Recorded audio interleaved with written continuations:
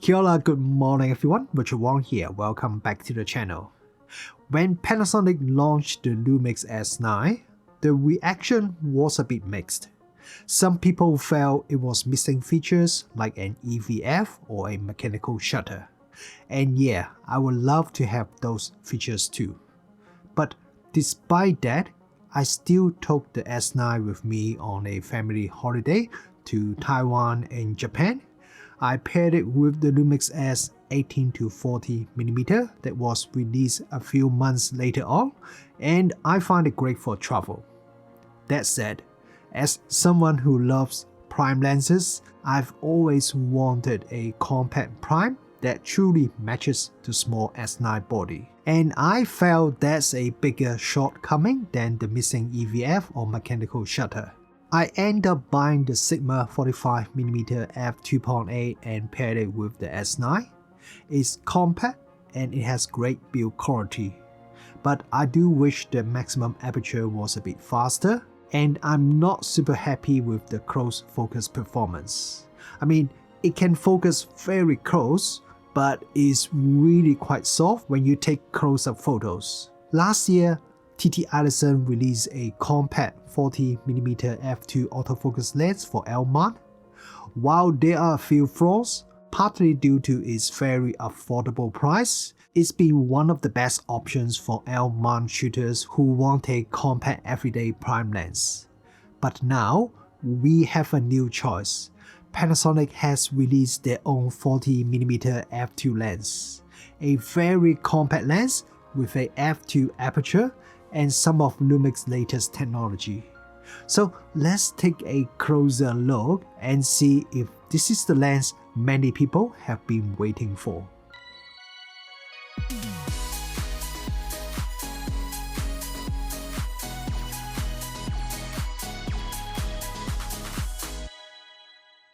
Okay, let's jump into image quality, starting with sharpness.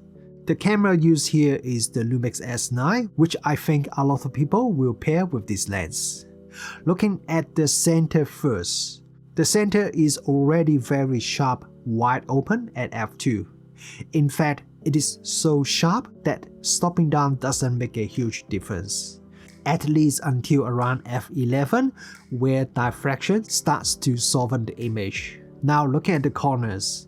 This building in the corner is slightly further away than the center.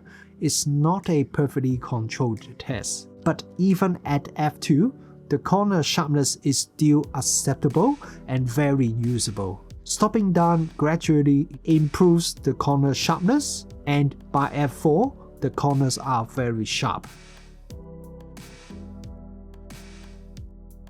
The minimum focus distance of this lens is about 0.3 meter or just under 1 foot. That gives you a maximum magnification of 0.17 times, which is very decent. What's more impressive is the sharpness at close focus. Even at f2, images are already very sharp. Close-up sharpness was one of the things I don't like about my Sigma 45mm f2.8, so I'm glad the Lumix performs a lot better in this area. One of the great things about this lens is that despite its compact size, you can still get some nice shallow depth of field. With an f2 aperture on a full-frame sensor, it's definitely capable of dissolving the background quite a bit. The bokeh has character, especially towards the corners where the bokeh balls are not perfectly round.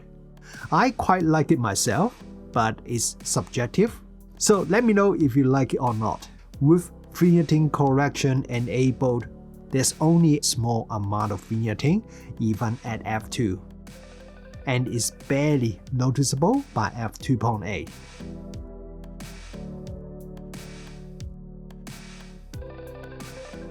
If you turn correction off, there is quite noticeable light fall off at f2, and it's still visible at f2.8. If you don't like vignetting, you'll want to leave correction turned on. Now let's talk about chromatic aberration. Most of my photos look quite clean without noticeable chromatic aberration. However, In a few very high contrast scenes shot at f2, I did see some color fringing. My local test also shows a bit of fringing. If you are shooting high contrast scenes and want to avoid chromatic aberration, stopping down the lens will definitely help. Distortion control is excellent. With profile correction enabled, there's almost no visible distortion at all. And even with correction disabled, distortion is still very minimal. Lens flare control is decent. When shooting into bright light sources, there's only a small amount of lens flare and ghosting. I also did a quick comparison with my Sigma 45mm lens, and the Lumix actually performs slightly better, which is pretty impressive. To get Sunstars, you'll need to stop down to at least f8. The Sunstars become sharper with more defined rays as you stop down further. To my eyes, the Sunstars are okay, not my favorite, but also not terrible. Despite its compact size, photo autofocus performance is solid. It's fast and works very well. In real-world use, you probably won't notice any autofocus noise at all. But if I put the camera right next to my ear in a quiet room, I can hear a tiny bit of low-frequency noise.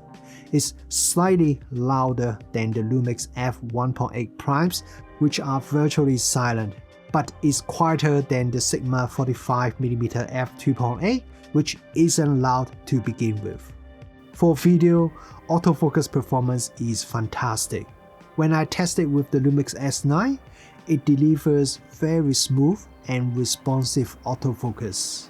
It's also really quiet when shooting video. I didn't notice any issues at all.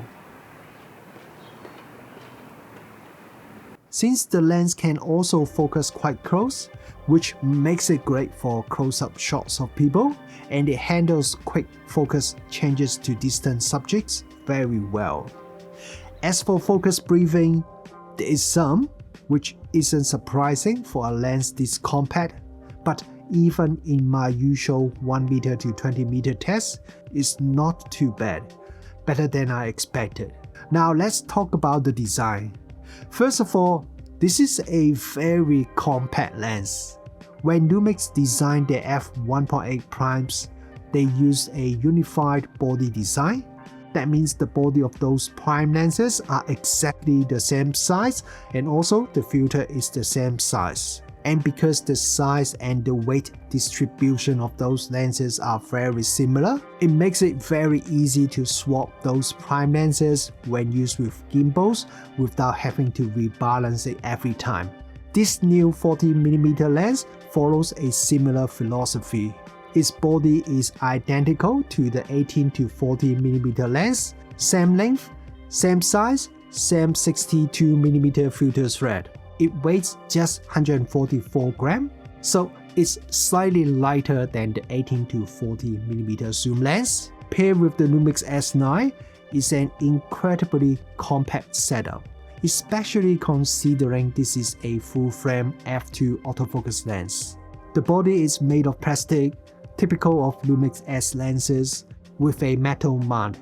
It doesn't feel as premium as the Sigma 45mm f2.8, and it doesn't have an aperture ring, but you have an AF/MF switch and a custom button which defaults to focus lock but can be reassigned. It's also dust and splash resistant and works down to -10 degrees Celsius or 14 degrees Fahrenheit. There's no lens hood included. The front element has a fluorine coating to repel oil and dirt. When using with the newer Lumix cameras, you can change the manual focus direction or assign the focus ring to functions like crop zoom, effectively turning it into a digital zoom lens. When Panasonic released one of their early mirrorless cameras, the Lumix GF1 with the 20mm pancake lens back in 2009, I bought it immediately. It was such a great combo, compact, good image quality, and just a really enjoyable everyday camera. The field of view of the 20mm lens sits somewhere between two of my favorite everyday focal length, 35 and 50mm full frame equivalent. So it's a bit of both and I love that. And this new 40mm f2 gives me a very similar feeling. The field of view is similar and the maximum aperture is close. I really wish Panasonic had released this lens alongside the S9. It would have been a dream combo for a lot of photographers and would have addressed one of the biggest complaints about the camera. And now, paired with this 40mm lens, it becomes one of the best compact full-frame everyday setup, especially consider the price of the S9 is so affordable these days. For L-mount shooters, it's great to finally have more compact prime options. The TT Artisan 40mm f2 is fantastic value for money. It has some limitations, but if you're on a budget, it's a great choice.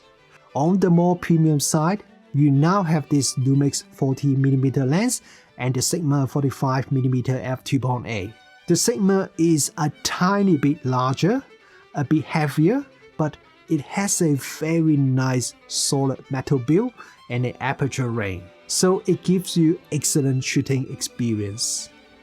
This Lumix is a little bit smaller and lighter. The maximum aperture is one stop faster, and it also has a custom button. The launch price is also a bit cheaper than the Sigma as well, but the more plasticky body cannot quite match Sigma's more premium build quality. While the Sigma can focus closer, the Lumix is noticeably sharper for close-up shots. Image quality of the Lumix is very good overall. It's sharper than I expected and it performs well in most areas. The biggest weakness is chromatic aberration. Interestingly, the TT Artisan and the Sigma both can have pretty noticeable chromatic aberration issue as well. So maybe this is a common issue for compact lens at around this focal length. But anyway, it's really good to see L-mount shooters finally getting more compact prime lens options. So what do you guys think about this new Lumix S 40mm f2 lens? And let me know which L-mount compact lens is your favorite.